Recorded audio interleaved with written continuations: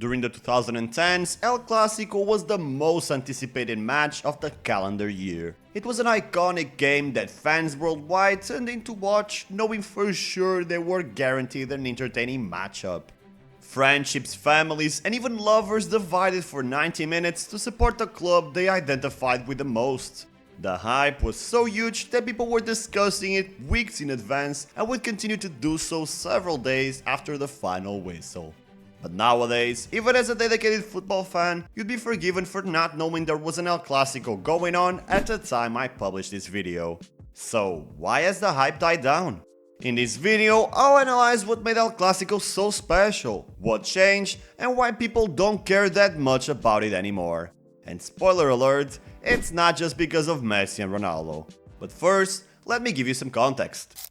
Way before Messi and Ronaldo and way before Ronaldinho and R9, Barca vs Real was already a fierce rivalry.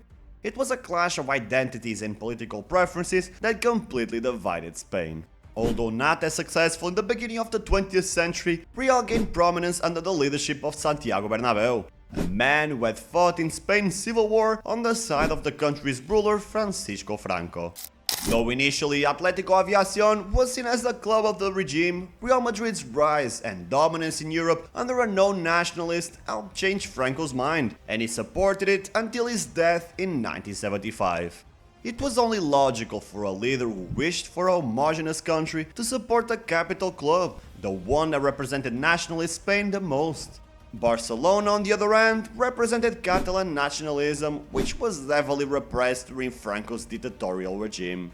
At that time, they were the underdogs whose victories were often overshadowed and ignored in favor of Real, which fueled their hatred even more. You see, what initially began as a rivalry defining a fan's political views quickly transitioned into a passionate David vs Goliath affair. Of course, as the years passed, Barca became a powerhouse, first domestically and later internationally, which helped generate interest in El Clásico not only among Spanish people, but for international fans eager to see two balanced rivals collide. It wasn't just about the world-class talent that both sides possessed. No, fans became invested in the emotions these matches carried. Moments like Barca fans throwing a pig's head at Luís Figo, the betrayal itself by the Portuguese Ballon d'Or, and respectful moments like when Ronaldinho received a standing ovation from a packed Santiago Bernabéu. These moments and many others made El Clásico a match that didn't require introductions even before Messi and Ronaldo conquered the world. However, it's pointless to sit here and tell you that they didn't turn the match into a global phenomenon bigger than it ever was. If you grew up around the same time as me, I'm sure you'll understand how supporting Messi or Ronaldo was pretty much the same or even bigger than supporting a football club. It was literally like supporting a faction. In most cases, a Cristiano fan would prefer Real over Barca, Mourinho over Guardiola, Bale over Neymar, and Benzema over Suarez.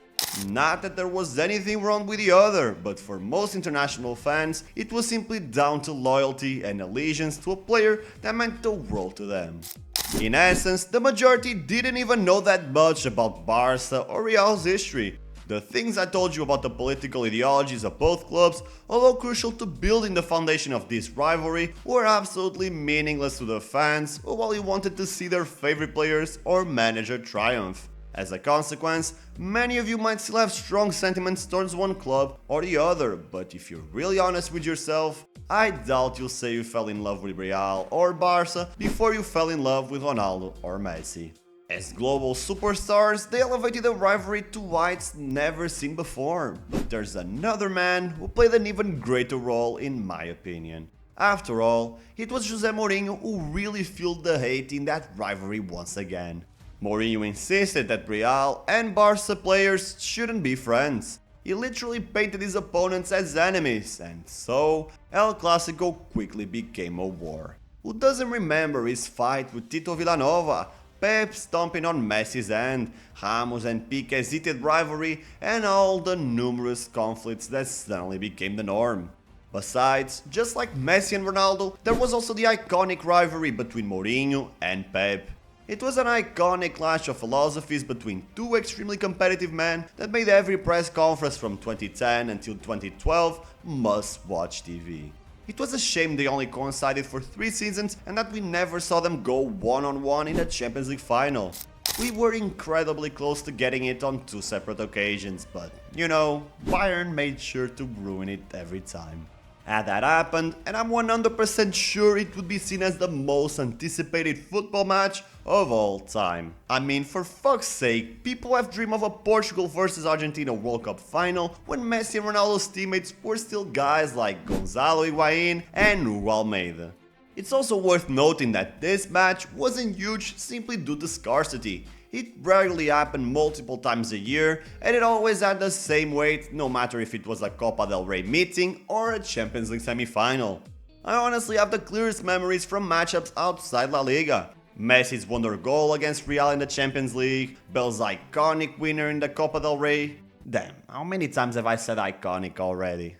Well, that really is the best word to define a simple match that helped shape our passion for the sport, that helped us feel included, and to some of us, distract us from our own personal issues. That's why I wonder, is El Clásico boring nowadays? Or have we simply grown up? Football matches mattered a hell of a lot more when we were kids, even more so because we would discuss them at recess with our buddies no matter their club allegiance. Nowadays, we don't have that experience anymore. Sure, some of you might even discuss football with your colleagues, but it's not the same as going out and imitating Messi, Neymar and Suarez on the fucked up pitches that look so much like Camp Nou or Bernabeu in our imaginative minds. Nostalgia is one hell of a drug, and it's easy to look back on things from our past with rose-tinted glasses. In comparison, everything will always be worse, no matter the quality of the squads, because they simply can't replicate the feelings of the old El Clásico days. In most discussions, that would be the answer, but I don't think that applies to El Clásico. Nostalgia might be playing a role, but it's not the main reason behind the current lack of interest. First of all, there's not as much star power. Real has a star-studded squad, and even though Barca is playing much better in the moment, if you judge Los Culés individually, they simply can't match the popularity of Real Madrid's squad. Just comparing a midfield of Busquets, Xavi and Iniesta to Casado, Pedri and Fermin Lopez feels odd, and the same applies to pretty much every sector in the Blaugrana usual 11.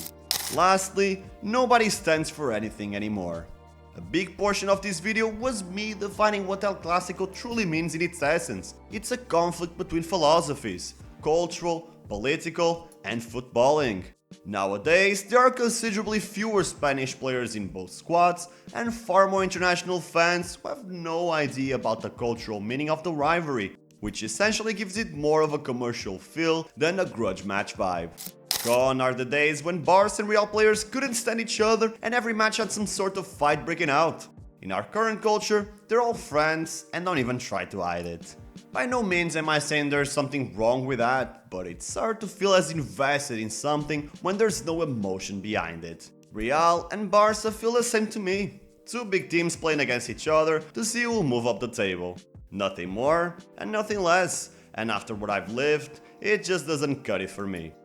Maybe things could change in the future. Yamal has a potential to one day fight for a Ballon d'Or, and it's clear that both Barca and Nico Williams want to work together in the near future. I suppose our current era could just be a slight slump in El Clásico's history.